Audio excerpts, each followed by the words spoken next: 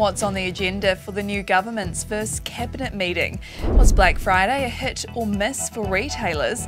And the truce in Gaza gets extended. Atamaria, I'm Sherry Kinnear, and these are the latest New Zealand Herald headlines. A big day for our new Prime Minister as Chris Luxon chairs his first cabinet meeting.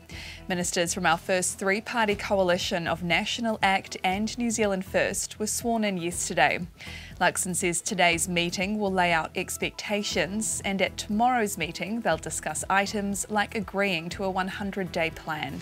Luxon says he also intends to make a trip across the ditch within the next month.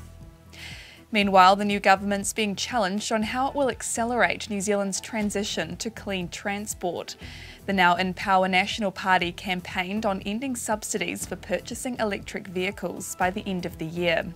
But an EV advocacy group is urging policymakers for at least a 6-month stay of execution. Better New Zealand Trust says the government needs to consider and consult on how else to promote EVs. Kiwis have cut back on Black Friday spending as they feel the pressure of the rising cost of living.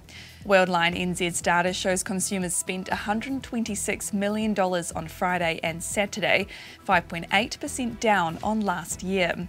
Spending was down 3.9% across the whole week at $346 million.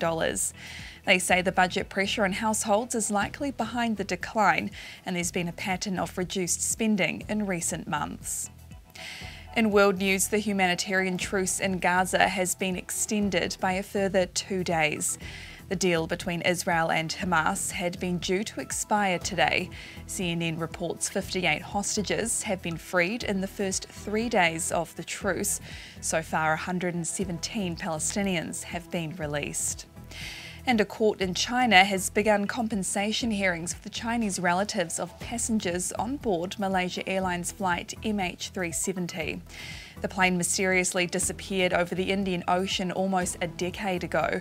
Chinese state media are reporting more than 40 relatives are seeking the equivalent of about 18.4 million New Zealand dollars from Malaysia Airlines, Boeing, aircraft engine maker Rolls-Royce, and the Alliance Insurance Group, among others.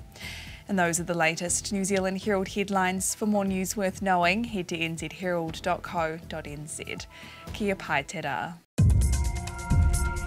Thanks for checking out our YouTube channel. To stay up to date with all the latest news from the New Zealand Herald, click the subscribe button below or check out one of the videos here, and head over to nzherald.co.nz for more details on these stories and more.